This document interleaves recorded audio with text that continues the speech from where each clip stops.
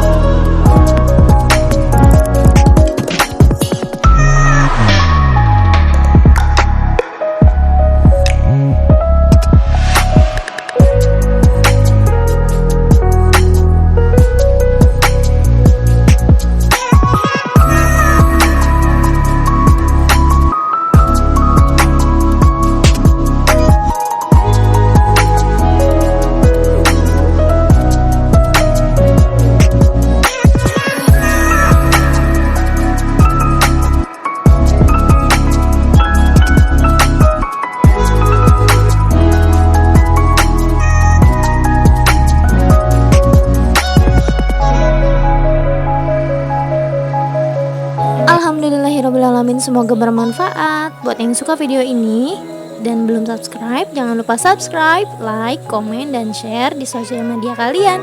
Assalamualaikum warahmatullahi wabarakatuh.